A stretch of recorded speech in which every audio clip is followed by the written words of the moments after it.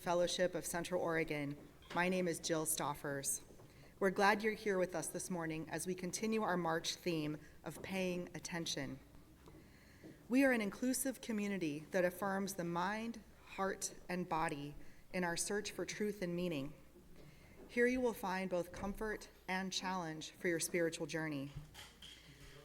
Today we welcome Jared Anderson. Jared is a counselor, Rite guide, storyteller, and co-founder of thebeholden.com, a nonprofit focused on land, ancestors, and accountability. Since age 20, he's been seeking wisdom, guidance, and healing in nature, in old stories, from mentors, and from solitude. He also works as a one-on-one counselor with adults, as a group facilitator for people with mental health and addiction challenges. Please join me in welcoming Jared this morning.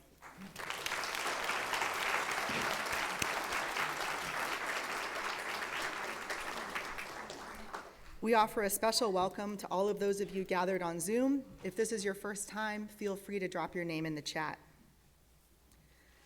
Whatever your age, income, or the color of your skin, you are welcome here. Whatever your sexual orientation, gender identity, or life story, you are welcome here. If your heart is full of joy or it has sadness, you are welcome here.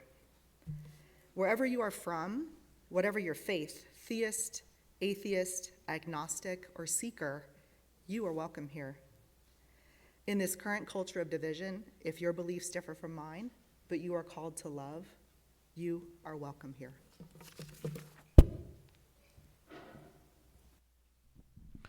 Please rise in body and spirit and join us in singing our opening song, Enter, Rejoice, and Come In.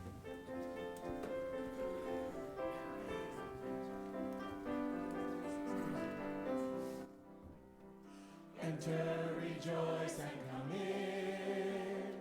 Enter, rejoice, and come in. Today will be a joyful day. Enter, rejoice, and come in. Open your ears to the song. Open your ears to the song. Today will be a joyful day. Enter, rejoice, and come in.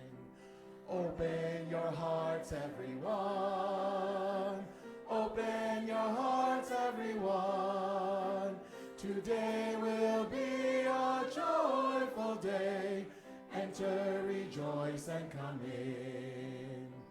Don't be afraid of some change. Don't be afraid of some change. Today will be a joyful day. Enter, rejoice, and come in. Enter, rejoice, and come in. Enter, rejoice, and come in.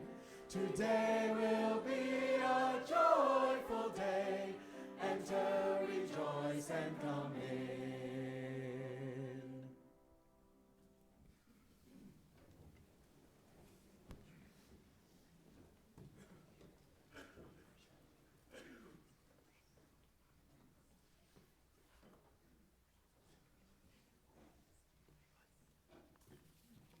My name is Katie Ann Cayley, and we've got Pat and Rory who will light the chalice today.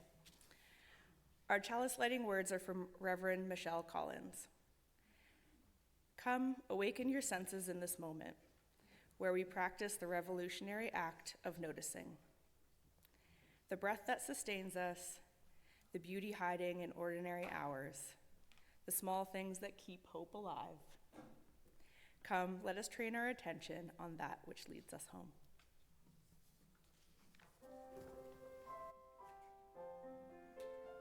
Please join in singing our chalice response, Spirit of Life.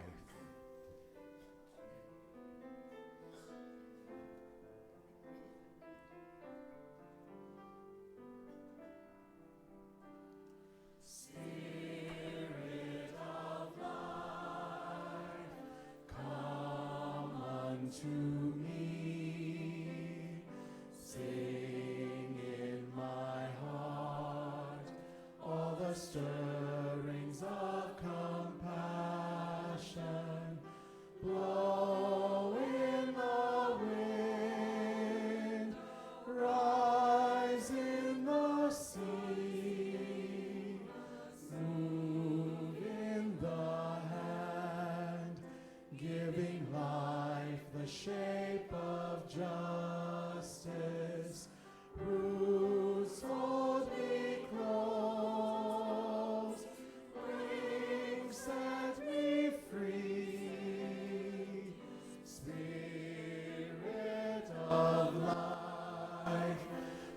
to me, come to me.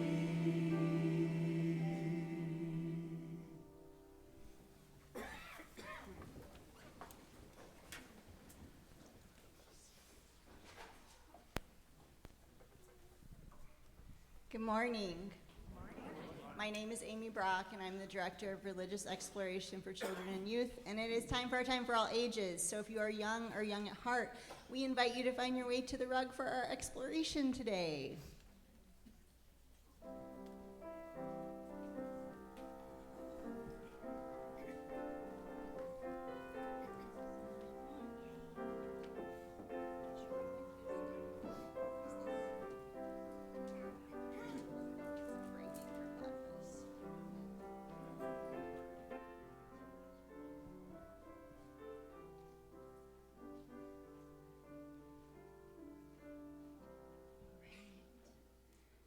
Think we can squish in and make it work. We usually have a little bit more space, but we have our lovely bells with us today. All right, everybody's got a spot? Awesome. Yeah, all right. Well, we have a lovely story to share with you this morning. I'm excited to hear it. Got one more coming? All right. All right. Do we have our story ears on this morning? Can we, if you don't have them on, could you put them on for me really quick? Okay. Yeah. And our story bodies, that means that we find one spot to sit in. Okay. Looks like we're good. Do you want to share your story with us? Okay. Hi. It's so good to see all of you. Welcome. And I'm going to share a little tale. It's pretty short, and then maybe we can say a few words after if you want. And my name is Jared. Okay, so you ready for the story? All right. So once upon a time, there was an old farmer who had worked his crops for so many years. And one morning, his horse ran away. Yeah. And his neighbors came when they heard the news to offer some words. They said, "Such bad luck you're having." And the old farmer replied, "Maybe." The next morning, the horse actually returned, and it brought with it 2 more wild horses. The neighbors came, and they said, "Well, such good luck this is." To which the farmer replied, "Maybe." After that, a day later, the farmer's son, he tried to ride one of those untamed wild horses, and he got thrown off, and he broke his leg. Ow. And then the neighbors, upon hearing this bad, unfortunate news, came up to the farmer, and they said, "Oh, such bad luck." And the farmer replied, "Maybe." Yeah, right? And then about 2 days later, military officials, so army people, came into the village to draft young men to go fight in a war. But seeing the condition that the farmer's son was in with his broken leg, they passed the farmer's son up. To which the neighbors said, "Such good luck." And the farmer replied, "Maybe." Does anybody have any thoughts about what this means? Maybe things are sometimes good and sometimes bad and sometimes both. Yeah? Uh-huh. Yeah. Yeah. Great, thank you. Sometimes, thank you so much for sharing with us. Sometimes we like to use the word yet. So if we say, "I can't do that," we'll remind our friends in RE that you can't do that yet. Yes. And I think our story kind of connects to that as well. Maybe yet? We never know. Always got to keep asking those questions. We're going to go explore this more in our different spaces today, but before we go, we need to say the Children's Covenant. Will you help me say it? In this place, I am kind. In this place, I am loving. In this place, I am a friend to the earth and all animals and people. In this place, I am loved. Please rise and form the arch as we send our friends to RE.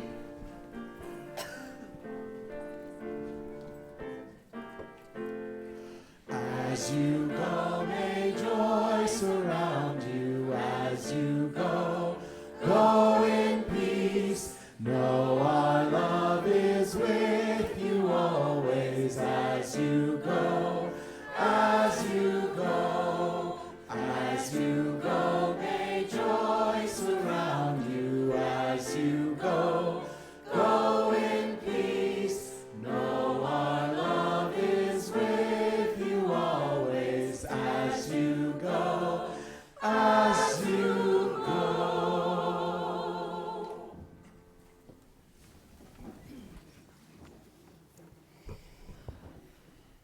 Good morning. My name is Laura Pitney, and I am the engagement coordinator here at UUFCO. And I'm going to ask you to do a favor with me. The theme is paying attention this month, and I am paying attention right now to my experience, and I don't know if any of you are having the same experience I'm having this morning, but I need a breath real bad.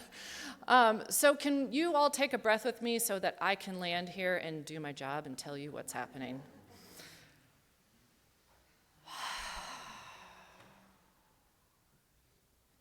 Thank you. I want to start by saying, first of all, thank you to every single one of you who jumped in this morning with whatever random task you may have encountered upon arrival. And trust me, there were many tasks. So thank you to everyone who helps make this place our place.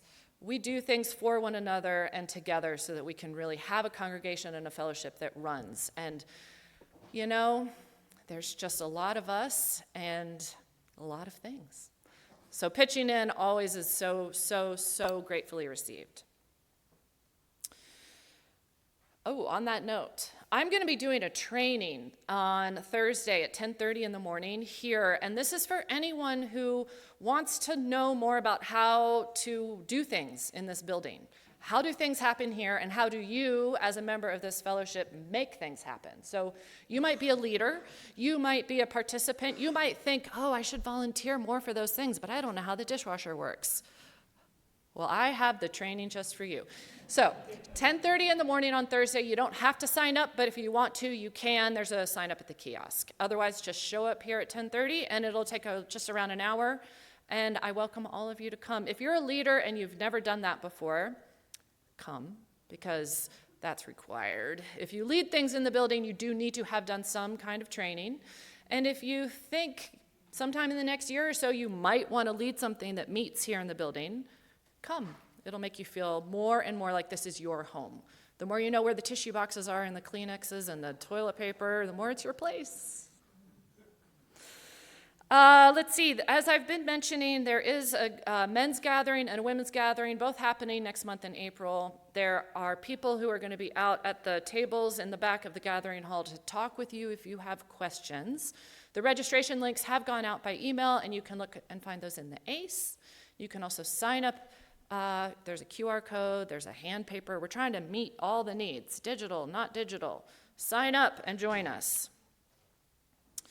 Let's see, after service, you can get help with our new Chalice Center. That is the engagement platform that we use. There will be someone here helping out if you can't figure out how to log in. And if there's any leaders here who haven't taken the training, that will be happening in Linus Pauling. And that is it for me today, and I'm really excited to introduce you to, or bring out, Ben Morgan, who is going to talk with you a little bit about the amazing work that has happened to protect our wonderful place from fire.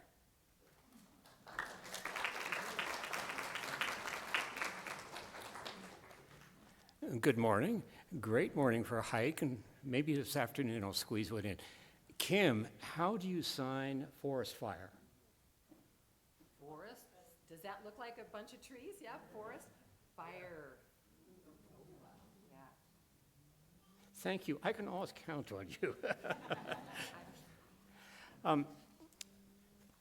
Back in the early 70s, I was a part-time engine captain for the state of Colorado Forestry Service, and we had to go down to Boulder, Colorado. So I picked up my engine and my 2 crew people. We drove down there. Things are hot and heavy. I mean, the brush and the fire was burning all over the place. We had any number of homes that were threatened. We had to make some very quick decisions. We'd drive up to a house, we would look at it, and in 2 or 3 minutes we would have to make a decision whether we were going to defend the house or we weren't going to. So many times we couldn't defend the house and we had to leave. Very, very sad. We have adopted the Forest Service in the different states and nationally has adopted a program called FireWise. And with the continuing growing threat of climate change and dryness, many, many places are threatened. When I drove up to this place the first time, I said, wow, they need some work. Well, a group of us with Building and Grounds got together probably almost a year ago, and we started looking into it. We checked with the local fire marshal, we checked with the Forest Service, and we set up a program, and we were able to get funding from the fellowship, which was great, and we had several work parties of volunteers filling up these huge dumpsters with brush we had collected. I don't know how many dumpsters we filled up, but we sure got a lot done. But we realized we had to call in a professional because there were trees that had to be limbed, trees that had to be taken down, and I retired my chainsaws a number of years ago, so I couldn't do it anymore. But they came in and did a wonderful job. And essentially what we've done is we've cleared 5 feet directly next to the building and put down gravel. We've cleared out another 30 feet from the building and thinned out the fuels, and we've gone out to 100 feet and thinned out the fuels. And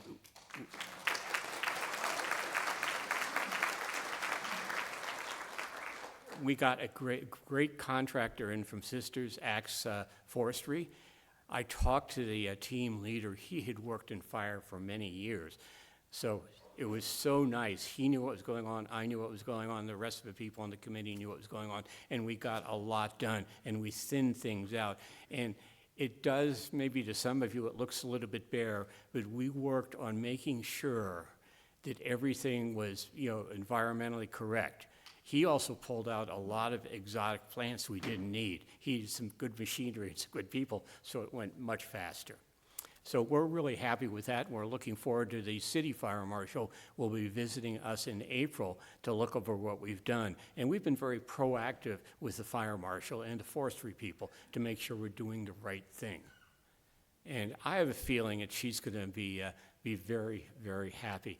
I also have to thank the volunteers from the fellowship who have gone up, and we have more volunteer work coming up in March and April. We'll be, cleaning up pine needles and pulling trees and making sure that cheatgrass is gone. And we're also planning to replant with native seeds. Duncan is working with us on that. So this is a long, ongoing program. And because of the nature of it, things grow back. This is going to stretch into many years. But I think we've made a really, really good start. And if I was a young fire captain, engine captain these days, and I pulled up to this building with my truck and my crew, I would, without hesitation, defend it. If any of you have any questions concerning that, I'm here, and Joan is here, who I worked with a lot. We will be around, and we're happy to help you. Joan, could you stand up?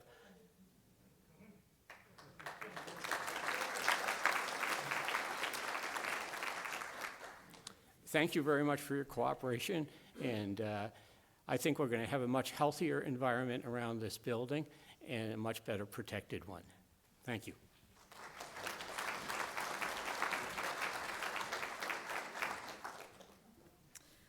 We are grateful for you. It is good to be together to see what each day brings. This place is alive because of you, the ways you care and the ways you share. We gratefully invite the offering this morning and fully trust that the resources shared will be part of enacting our shared values.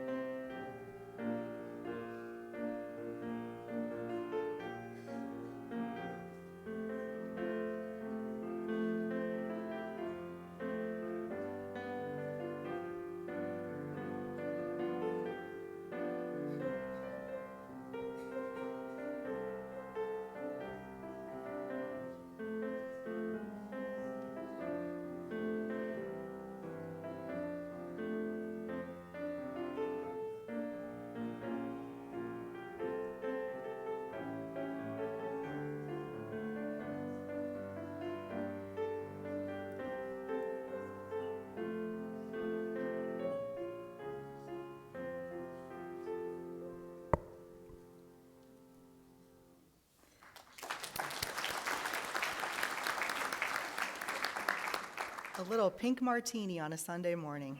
That's great. Our community shares life together, and so it is our practice to lift up our joys, sorrows, and gratitudes. There are forms on the kiosk if you have something you'd like to share at a future service. And if there's something on your heart today, there are candles on either side of the sanctuary, and you're welcome to light one now. James Simmons Cox shares a sorrow. For our sisters and brothers in Iran,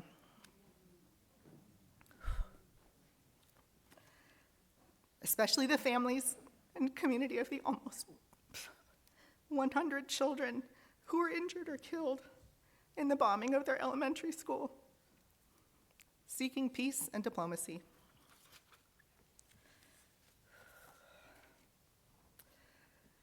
Here is a joy from Marty. What a heartfelt joy to be hosting the Cascade Chorale this weekend. Come to listen to our Tom, Maggie, and Kirsty Cascade singers inspired by nature, Saturday night and Sunday, and it's free. Here is a joy from Kathy Keller. I just returned from Arizona where I had a chance to attend a UU congregation in Phoenix. It was great to share fellowship with them, but there's no place like home. And here's a gratitude from me. Gratitude for the UU knitters and stitchers. Thanks to Erica Beard-Irvin for convening us every week, to Ann Wagner for wrangling us for coffee service today, and to all those who attend and share their inspiration, help, and support, and laughs. And here's a sorrow. It's unattributed. We share that on Sunday, March 22nd at 3 p.m., there will be a memorial held here at UUFCO for Russ Hopper. Russ attended UUFCO for many years while we were in the Old Stone Church, where he made meaningful connections among us. His celebration of life will bring together stories, laughter, and memories The family welcomes you together to share his memory on the 22nd.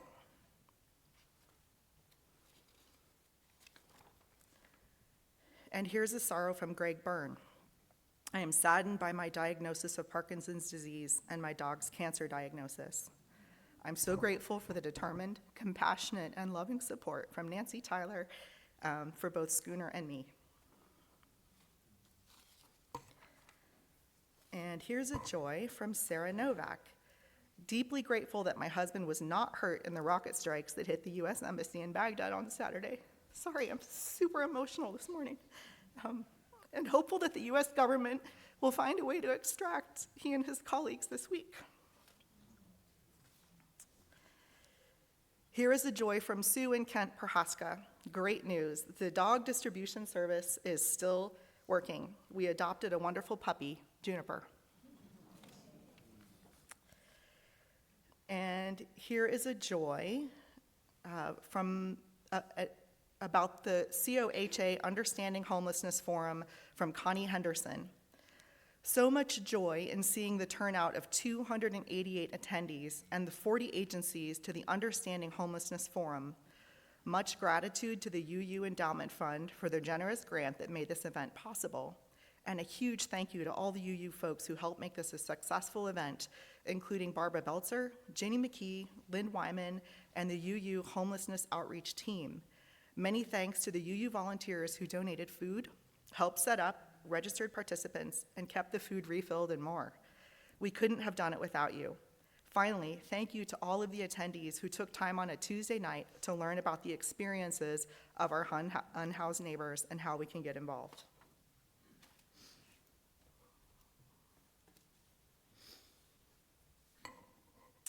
Rev Scott is away this morning, but given all that swirls around us in life, he wrote these words to share. This morning we turn our attention to, well, paying attention. And if we do, we see the world, all of it. The beauty on the bark of a tree, maybe the glory of a drink of water, or if you are lucky, the smile of a baby. And if we are paying attention, we also witness bombs dropped, lives being lost, immigrants demonized, cruelty cheered on, and trans youth being harmed. So what to do? As hard or as joyous as it might be, keep paying attention. Because there is cause for celebration. Celebrate all that is good and right with the world. Pay attention to all the love and places that shout joy and affirm life. Pay attention to those places that honor the earth as our source and watch the natural world unfold around us as our guide. Pay attention to those places that recognize our deep interdependence and then lean in, for there will always be salvation there. And still, keep paying attention, even when it is hard, so hard. Then, protest. Protest all that seeks destruction and harm to the innocent. Protest what you feel in your heart is wrong, and against life wanting to become what it might be, unfettered by oppression. Some might say, protesting's just not my thing. I won't be showing up at Peace Corner, and that's fine. There are a million ways to protest. Protest with your kindness and love. Protest by supporting noble acts of individuals and organizations that embody the work you believe in. Protest by refusing to become cynical. Protest by taking a peaceful nap and waking up and putting your face to the sun. But protest. Find your way. Any action with the intent of resisting the feeling of defeated apathy with actions of healing and connection.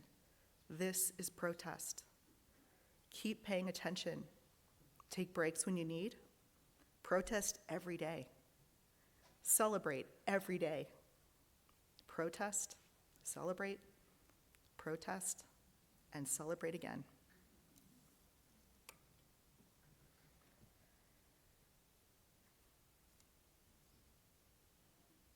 We will now share a moment of silence and meditation together to let whatever will be, be.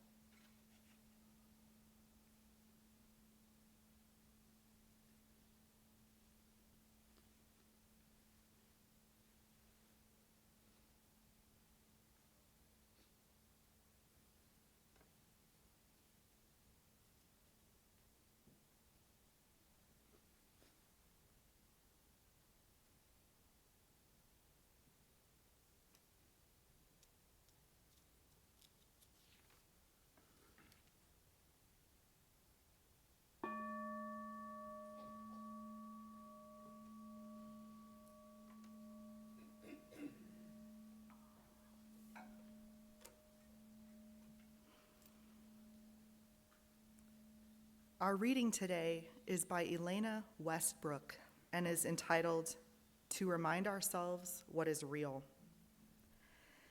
In a world ravaged by violence, by hatred, by conflicts that seem eternal and insoluble, sometimes the only thing we can do is be still for a moment, to remind ourselves what is real. The sun that rose this morning, the dirt under our feet, the air whispering in and out of our lungs. This hour, try just to be present in each moment as it unfolds.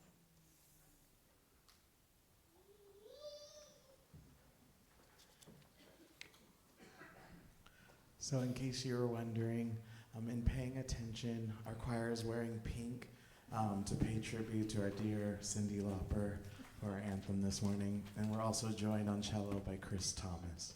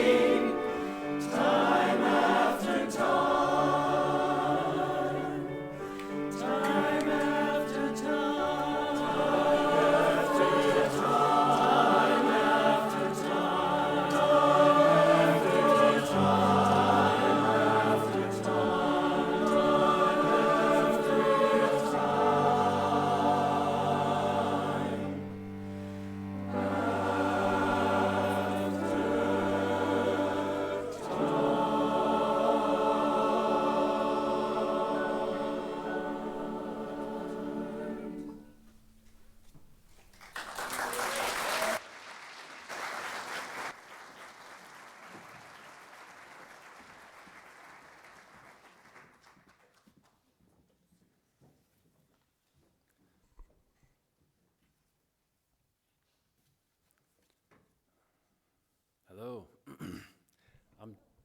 Hello. I'm Jared. It's such an honor to be up here. And I used to go to church.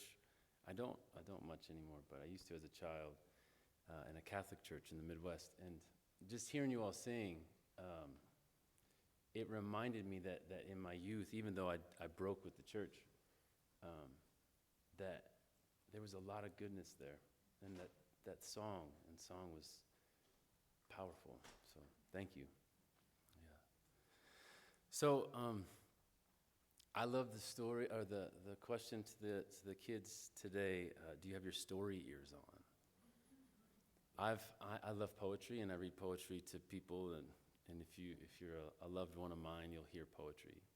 But a lot of times, as I've read poems to people, it takes a little bit to hear it. A lot of times, I don't know if you're an enthusiast of poetry, and you just read it to a unsuspecting friend who's like, oh, thanks. Thanks for that. Oh, yeah. It made no sense, but I'm not going to tell you. So I like to kind of prepare the ears, and I believe this is the best way I've learned. So if you all will humor me, this is not humorous, but go with me. And if you don't want to do this, that's okay. But I'd ask you, if you want, close your eyes and think of someone that you love who has died.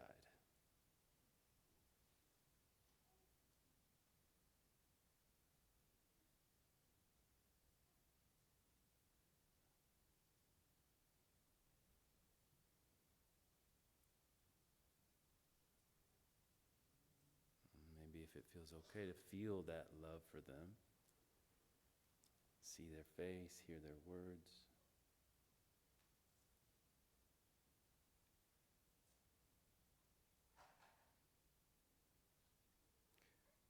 And when you feel ready, you can open your eyes.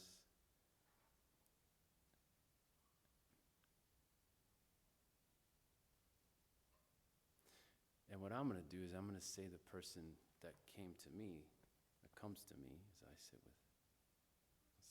I'll say her name. And if you want, after I finish, you can say the name of the person out loud, or you can say it inside yourself. Say them. My mother, Patty Anderson.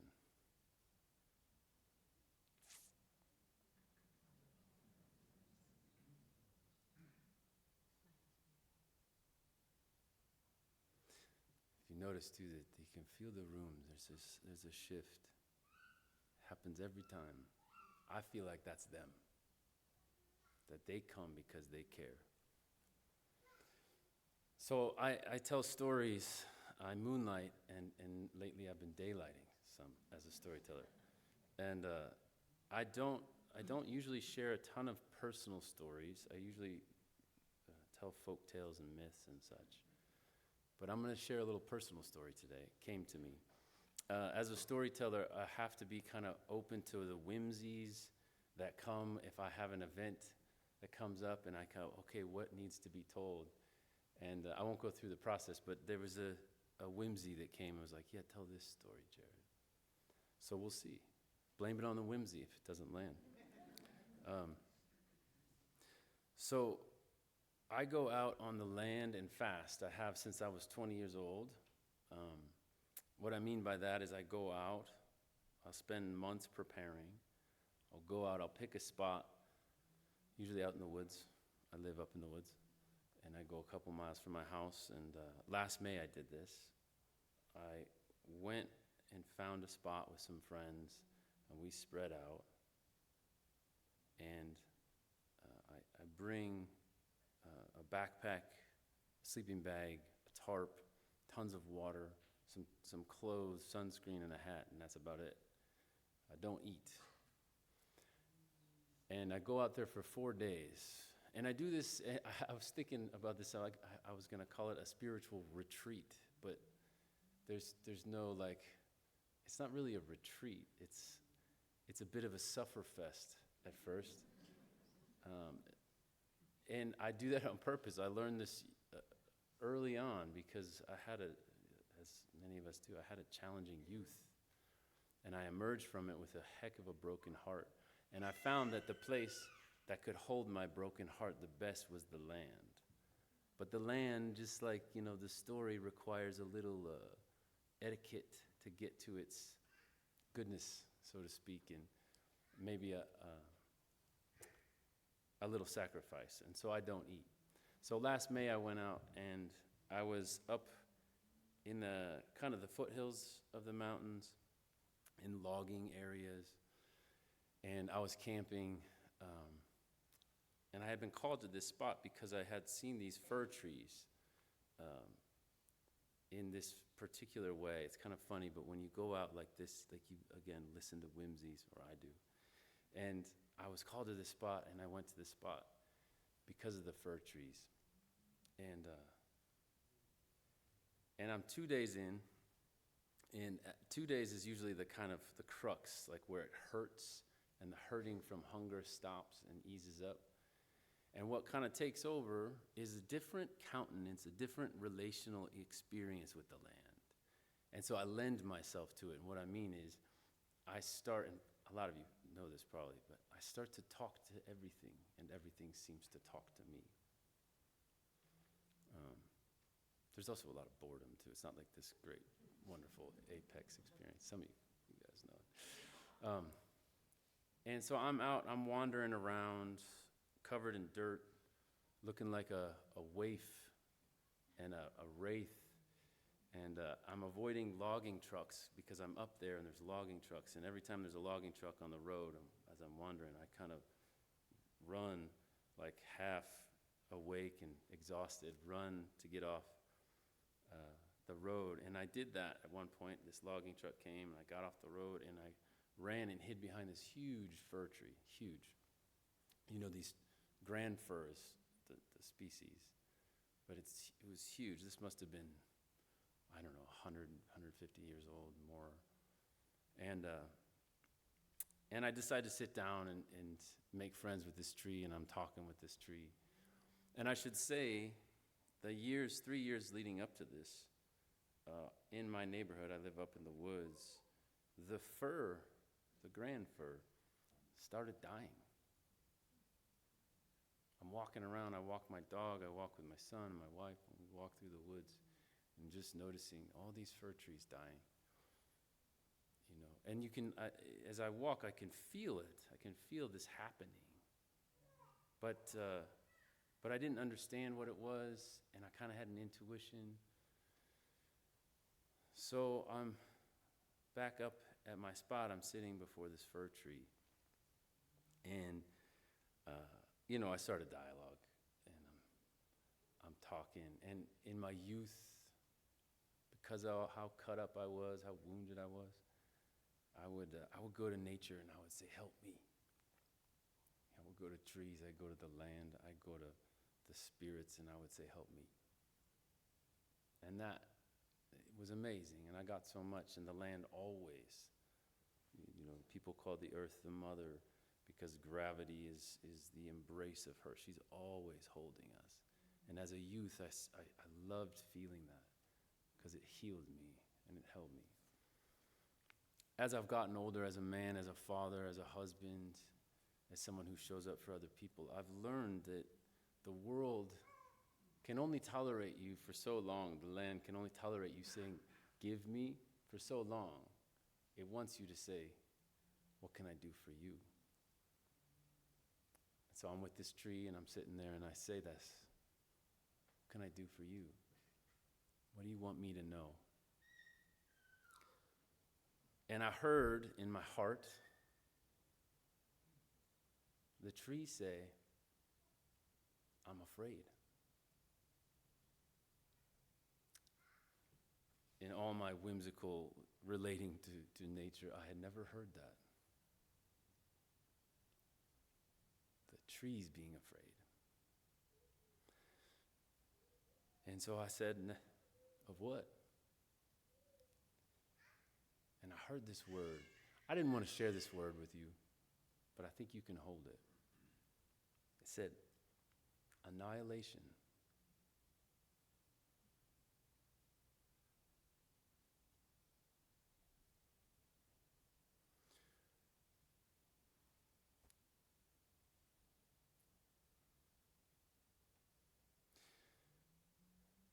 as I sat with that for the 2 days after and since then,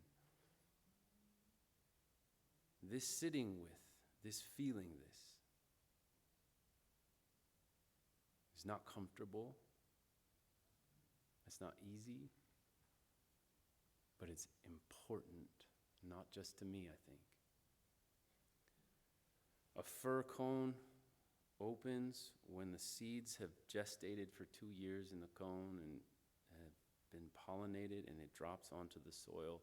And the first thing that the seed does is it goes down into the dark. Down. And what it encounters there is what is there. What is there is what is there. I don't want to know a lot of the things that are there. I don't want to know a lot of the things that are on this landscape that we live in, that are unquiet and unfinished, parts of the past, people's voices, voices of the land, of the non-human, other than human, that supports, surrounds, embraces us. That seed roots down, and it can only root down first. It has to go down to stabilize in order for it to rise.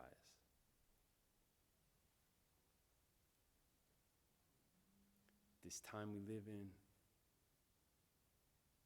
the things that are in the soil, the things that are in our mutual lives are hard to feel.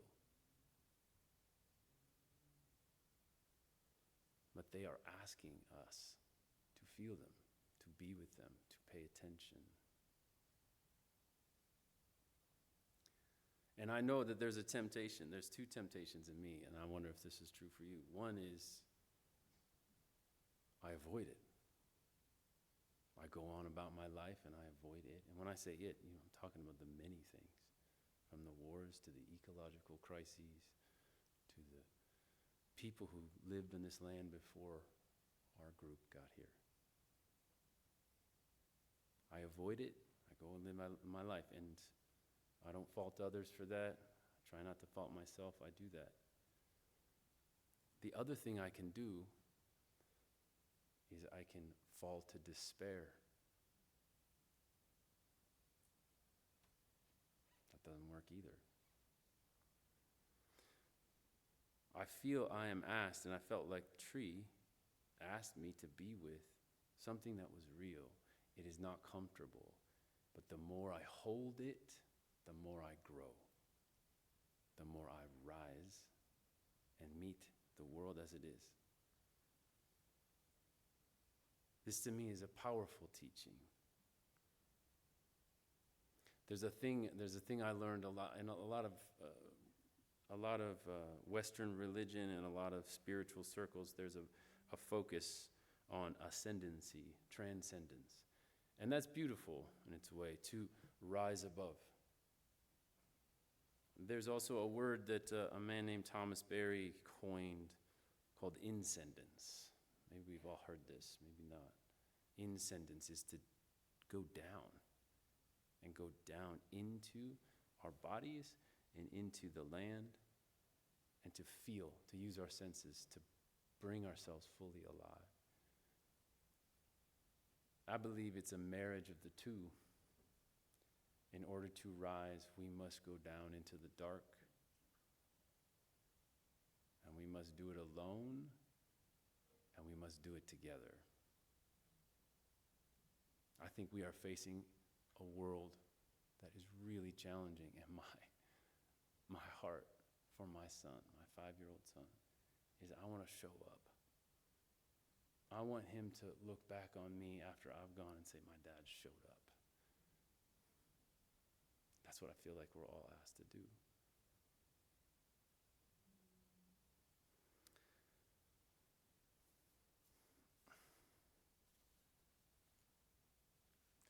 I'll read you a poem. Like things that are tough, sometimes there's no There's no easy wrapping it up. Let me find this poem.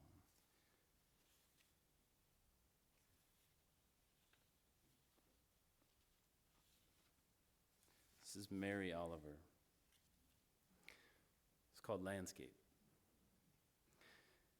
Isn't it plain, the sheets of moss?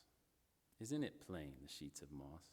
Except that they have no tongues, could lecture all day if they wanted about spiritual patience. Isn't it clear the black oaks along the path are standing as though they were the most fragile of flowers? Every morning I walk like this around the pond, thinking, if the doors of my heart ever close, I am as good as dead. Every morning, so far, I'm alive. And now the crow breaks off from the rest of the darkness and bursts up into the sky as though all night they had thought of what they would like their lives to be and imagined their strong, thick wings.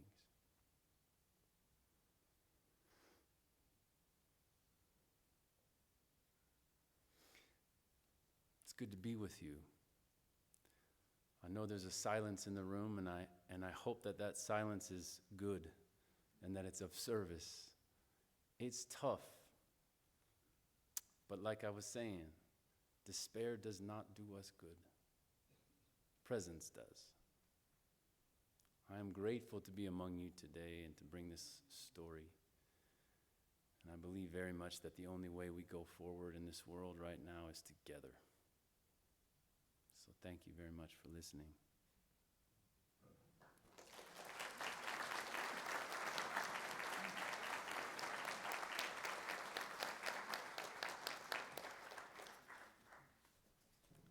Please stand as you are able and join us in singing our closing song, Wake Now My Senses.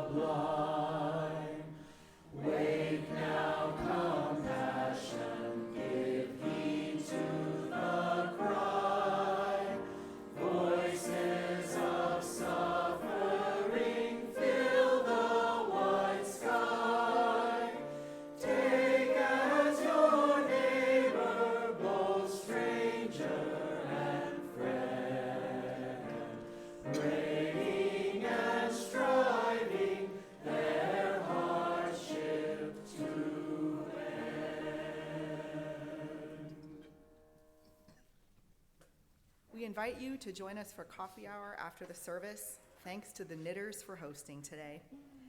We encourage you each to reach out and say hello to someone new.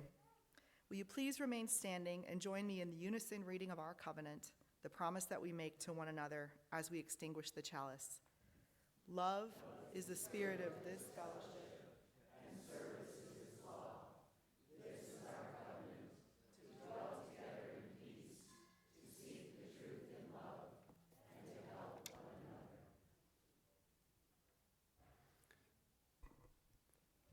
In closing, I'd like to read a poem.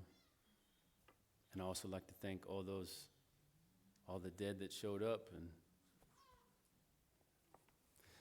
This is called A Ritual to Read to Each Other. This is by a man named William Stafford. Many of you, I'm sure, have heard this man's name. If you don't know the kind of person I am, and I don't know the kind of person you are, a pattern that others made may prevail in the world, and following the wrong God home, we may miss our star. For there is many a small betrayal in the mind, a shrug that lets the fragile sequence break, sending with shouts the horrible errors of childhood, storming out to play through the broken dike. And as elephants parade holding each elephant's tail, but if one wonders, the circus won't find the park.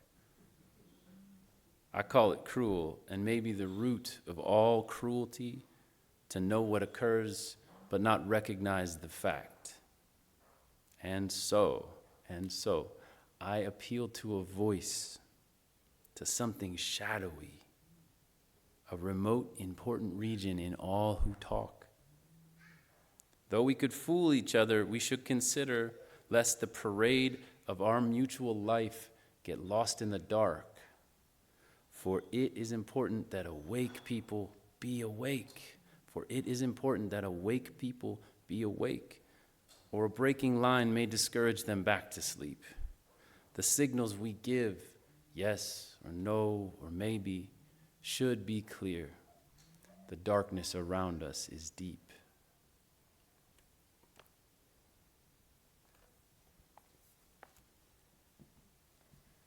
I'll quote Scott since he's not here. Go with peace, go with love, and go for justice.